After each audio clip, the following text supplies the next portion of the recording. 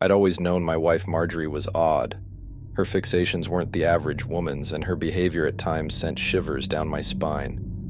But the phrase, for better or for worse, echoed in my head, the remnant of a vow I'd made on our wedding day, years ago when life seemed simpler. We lived in a creaky old house, the kind where drafts whispered through the walls and the floors groaned beneath your feet. Margery spent hours upon hours locked away in our bedroom. The door was always shut, and she insisted on keeping it that way. She called it her sanctuary, her place of peace. At first, it seemed harmless. Everyone needs their own space, right? But as time passed, the atmosphere in our home grew increasingly stifling, each day tinged with a surreal sense of dread. One evening, after a particularly unnerving week, my friend Paul dropped by. He was jovial as always, blissfully unaware of the underlying tension that had become a part of my daily life. "You're living the dream, man," he said, grinning as he helped himself to a beer from the fridge. "Got your own house, a steady job, and a beautiful wife." Paul's words hung in the air like a foul smell, a mockery of my reality. How do you explain to your friend that your life has become a twisted parody of what you once dreamed it would be? "Dude, I gotta tell you something," I finally said, my voice tinged with desperation. "Something's not right here, especially with Margery." Paul looked at me, puzzled. "What do you mean? Isn't she just an introvert or something?" "Paul, you don't understand. It's like she's obsessed with something. I don't know what it is, but it's messing with her. She spends all her time locked in our room, and I haven't been allowed in there for months." Paul raised an eyebrow. "Dude, that's your wife. How can you not know what's going on in your own bedroom?" "I've tried, man, but she keeps the door locked, and when she comes out, she's different, more distant, like a part of her has been chipped away." The room grew quiet. Paul looked around, visibly unsettled for the first time. "All right, let's see what the big deal is. What's the worst that can happen?" In the depths of my mind, I could hear a voice screaming that this was a bad idea, but the isolation and mystery had worn me down. I had to know. We walked up the staircase, each step echoing like a forewarning. As we reached the landing, I looked at Paul, who gave me a nod. It was now or never. I reached for the doorknob, my hand trembling as it gripped the cold metal. I felt a charge pass through me, an electrifying sensation that left me drenched in cold sweat. Taking a deep breath, I turned the knob. The door cracked open, revealing a room blanketed in darkness. I reached for the light switch and flicked it on. My eyes strained to adjust, but when they did, I wished I could unsee what lay before me. It was a shrine, an unholy sanctum that defied all reason. The walls were lined with shelves upon shelves of jars. Each jar contained a single human eye, floating in a murky liquid that seemed to distort and magnify their gaze.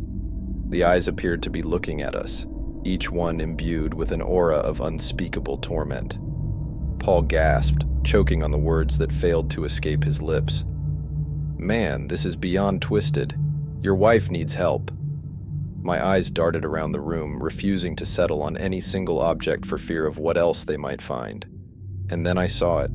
On a wooden table in the center of the room was a bowl filled with what looked like fresh eyeballs, still dripping with viscera. "Jesus Christ," I whispered, my legs buckling beneath me. "That's not all," Paul said, his voice quivering. I followed his gaze and saw a pile of photographs. I picked one up. It was a picture of me, my eyes crudely gouged out on the paper itself. "Paul, we need to get out of here. Now." Just as the words left my mouth, I heard a noise that shattered the eerie silence, a sound of footsteps ascending the staircase. I looked at Paul, his face now pale as a ghost. "Run," I hissed. We darted out of the room, slamming the door behind us. As we descended the stairs, I glanced back, and for a split second I saw Margery. Her face was twisted into a malevolent grin, her eyes, those haunting eyes, burning with an unholy fire. We made it to the front door, hearts pounding as we burst into the night air. The darkness outside somehow less frightening than the horrors within. Paul was already on his phone, dialing 911. "Operator, we need help. My friend's wife. She's..." His voice trailed off, unable to encapsulate the nightmarish events we'd just witnessed. Minutes felt like hours as we waited for the police to arrive. They conducted a search, but Margery was nowhere to be found. They advised me to stay elsewhere and seek a restraining order. But the unspoken truth loomed over us. Laws of man could not protect against the evil we'd uncovered. For days I stayed at a motel, plagued by thoughts of Margery. Her twisted sanctuary, those eyes, and her last chilling expression. My life had become a waking nightmare, but at least I was awake. And then, 4 days after that fateful night, my phone buzzed. A message from an unknown number, 3 words that sent ice through my veins. I found you. Attached was a picture. The lighting was poor, but there was no mistaking it. It was an image of an eyeball, stark against the darkness. My eyeball. I'm typing this out as a record, as some futile form of catharsis. I don't know what to do or where to go. All I know is that I'm not alone, even as I write these last words. My sanctuary has been invaded, the boundaries of reality shattered. I feel her gaze upon me, those haunting eyes that promise an unspeakable end. And in this moment of terror, I realize the unspeakable truth. My vows, for better or for worse, have led me here. Now there's no way out, and I'm left to ponder the cost of love and the price of fear. The air grows colder, and the shadows deepen. I am left alone, but not unwatched. And so I wait. The motel room grows darker, the sunset outside casting a warm orange glow that contrasts sharply with the cold dread in my bones. I watch the minutes tick by on the clock by my bedside, each second stretching into an eternity. I dare not blink, for each time I close my eyes, I see Margery's face twisted into that demonic grin. I wish I could dismiss her as a madwoman, but the reality is far worse. She's something else, something inhuman. My phone buzzes again. I hesitate, my finger hovering over the screen. I muster the courage to check the notification. A new message, from the same unknown number.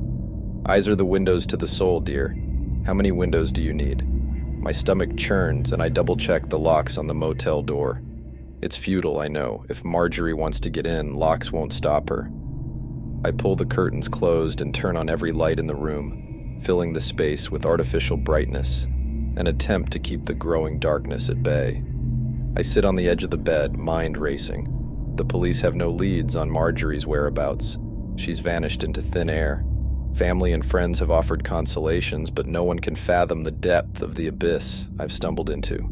I consider my options. Run, hide, change my identity. But deep down, I know it's useless. She will find me. The room's television, sitting atop a weathered dresser, catches my eye. On a whim, I grab the remote and turn it on. The screen blinks to life, displaying the nightly news. A wave of nausea rolls over me as the lead story unfolds. Multiple reports of eyeless corpses found in different locations around the city. Police have not released much information, but believe the incidents are connected.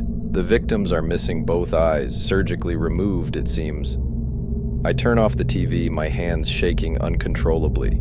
The horrifying implication dawns on me. Margery's reign of terror extends beyond the walls of our home. The jarred eyes, her obsession, it's not just about me. She's collecting souls through the windows of their eyes. Another buzz from my phone shatters my train of thought. This time, it's a picture message. My heart sinks as I open it. It's an image of my motel room door, taken from the outside. And then I hear it, the faintest sound of footsteps outside my door, a soft scraping noise that sends a bolt of terror through me. The doorknob rattles. In that instant, my fight-or-flight instincts kick in. I glance around the room, eyes falling on the bathroom window. It's small, but maybe just large enough for me to fit through. I grab my phone and dash into the bathroom, locking the door behind me. Adrenaline surges through my veins as I open the window and begin to crawl through, the frame digging into my sides.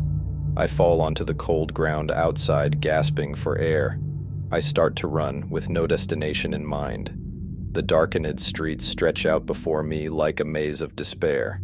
My only guide is the glimmering city lights in the distance, a beacon I hope will lead me to some semblance of safety. As I navigate the labyrinthine streets, my phone buzzes again. I pull it out and read the message, my heart in my mouth.